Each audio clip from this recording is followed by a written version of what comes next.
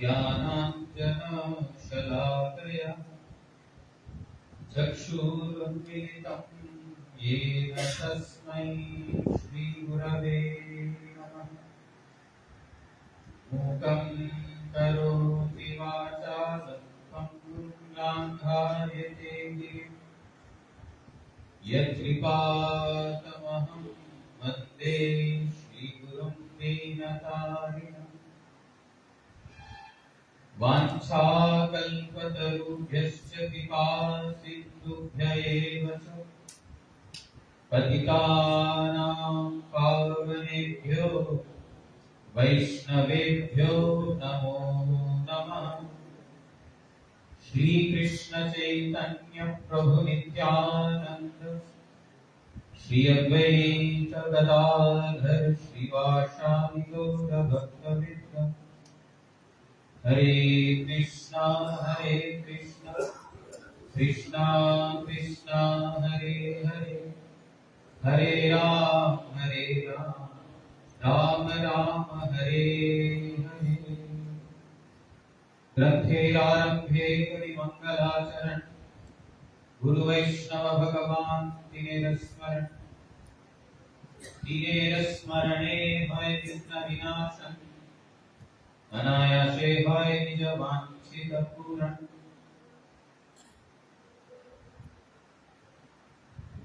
आज हमारे परमाराध्य गुरुपाद पद्म नित्य वैष्णव विष्णुपाद श्री श्रीमद भक्ति वल्लभ तीर्थ गोस्वामी महाराज जी का शुभ तिरुभाव तिथि पूजा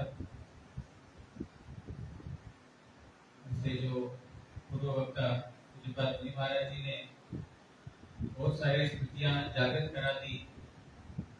जो अंतिम समय में गुरु महाराज जी ने जिस प्रकार एक अचिंत्य लीला आचरण के द्वारा अचिंत्य शिक्षा दे गए, वो सब स्मरण में केवल दिखा रहे हैं। हमारे गुरु महाराज जी, उनका कीर्तन इतना भक्तों के हृदय में एक घर करके बैठ गया कि हमारे परमात्मा श्री भक्ति प्रमोद पुरी गोस्वामी महाराज बोलते थे, जब तीर्थ महाराज कीर्तन करते हैं तो साक्षात गौर नित्यानंद नृत्य करते हैं। इस प्रकार गुरु महाराज जी आकाश में अपने दोनों आंखों को केंद्रित करते हुए,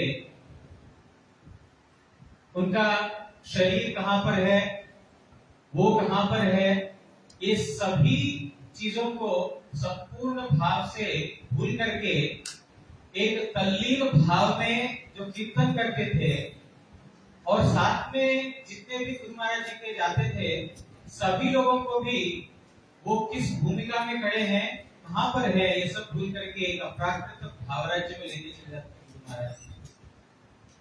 आचार्य लीला के समय स्वयं आचरण करके जो उन्होंने लीला किया, शिक्षा दिया, जो कीर्तन का जो मूर्तिमान विग्रह स्वरूप है और कीर्तन प्रिय है, और सब समय सबको यही शिक्षा दिया कि हृदय का भीतर से कृष्ण नाम संकीर्तन करना।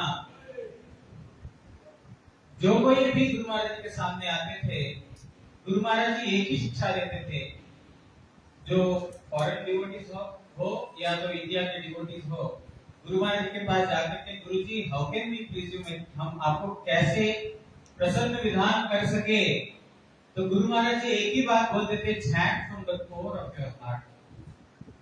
हृदय के भीतर से भगवान का नाम संकीर्तन करो। ये उनके मुखारविंद से सुनकर के तुरंत वो असर भी करता था, क्योंकि गुरु महाराज जब भी कीर्तन करते थे इतना हृदय का अंदर का भाव से कीर्तन करते थे तो सामने वाले को पूरा हिला देते थे। लज्जा, भय और स्थान, पात्रता सब कुछ भूल करके उनके साथ अपने आप ही कदम उछलते थे। ऐसे महान आचार्य कीर्तन के द्वारा सबको प्रभावित करके प्रभुपाद जी का ज्ञान जगत पूज्यपाद वामन गोस्वामी महाराज जी का एक लीला भी श्रवण किया था कि अपने कोई भक्त को बोल रहे हैं, ये तुम्हारा सौभाग्य समझो कि तीर्थ महाराज जी के कीर्तन के पीछे पीछे तुमको जाने का सौभाग्य हो रहा है।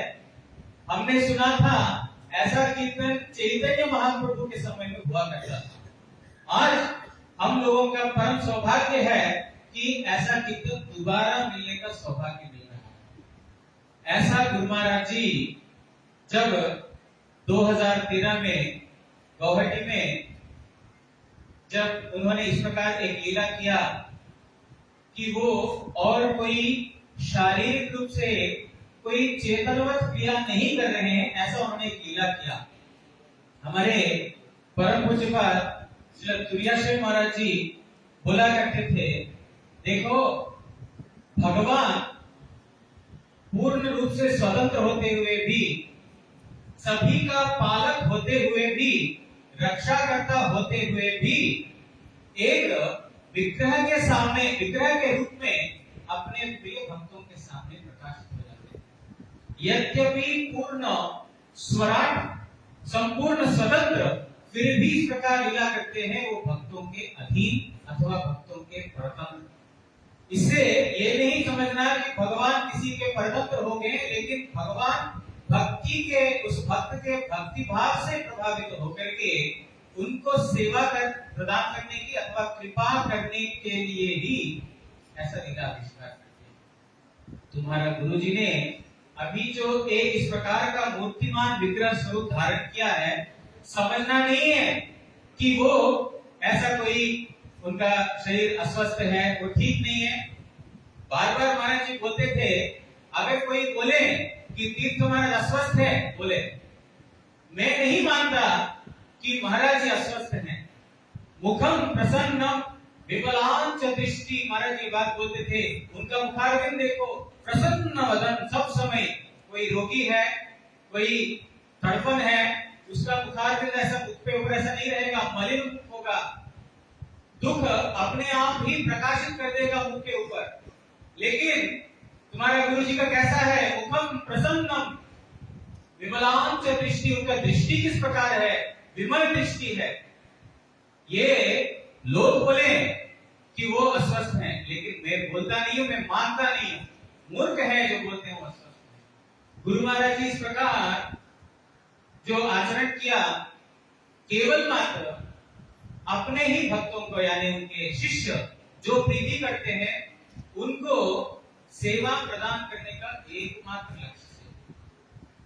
और उस समय उन्होंने कई बार chant from the core of the heart, हृदय के भीतर से कीर्तन करो, हृदय का भीतर से कीर्तन करो, इस प्रकार बोलते थे।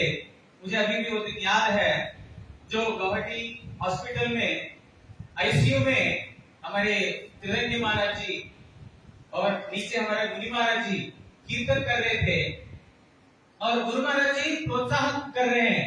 मतलब जो मुनि महाराज ने बताया कि डॉक्टर की भाषा में कोमा स्टेट में है, लेकिन गुरु महाराज जी ऐसा हाथ ताली दे रहे हैं और ऐसा प्रोत्साहन कर रहे हैं कीर्तन करने वालों को, और कीर्तन करो और कीर्तन करो। इतने साल उन्होंने स्वयं कीर्तन करके शिक्षा दिया, अब उन्होंने ऐसा एक रूप धारण कर लिया जिसके द्वारा हम लोगों से इस प्रकार कीर्तन करा करके जो कितने दिन से उन्होंने शिक्षा दिया, वो शिक्षा को स्वयं आचरण करने की शक्ति हम लोगों को प्रदान करती है। ऐसा एक महत्वपूर्ण, जो ऐसा महत्व गुरु और महत आचार्य, कीर्तन जब भी हुआ करता था, जब भी कीर्तन हुआ करता था, गुरु महाराज जी सचेत हो जाते थे और कीर्तनकारी के प्रति एक विशेष दृष्टिपात करते थे, जिससे कीर्तनकारी का हृदय में आह्लादन हो जाता था।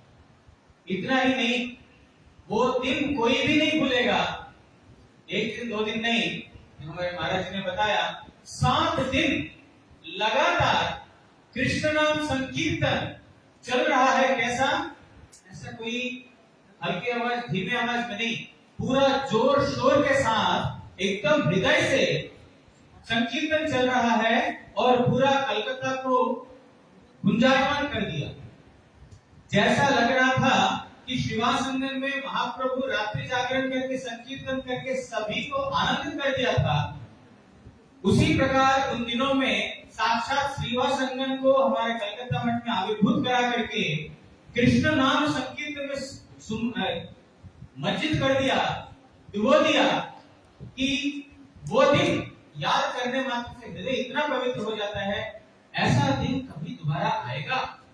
ऐसा मन हमेशा हमेशा चाहता है कि ऐसा दिन बार बार आए, बार बार आए, हमारा जीवन ऐसे ही कट जाए, कितना अच्छा है।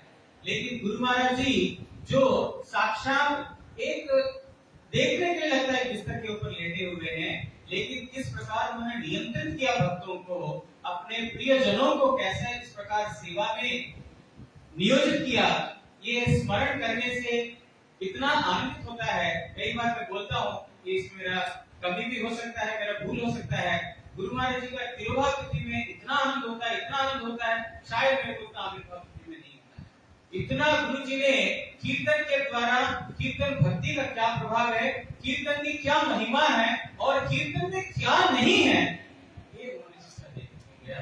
आज उनके चरणों में मैं बार बार मरण होते हुए उनकी कृपा याचना करता हूँ। हे गुरुदेव, आपने जो शिक्षाएं दी वो सारी शिक्षाओं में से जो कोई भी एक शिक्षा भी मैं अपने हृदय में बिठा करके उसके अनुसार चल सकूं और मेरा जीवन को सार्थक कर सकूं, यही अपनी चरणों में प्रार्थना है।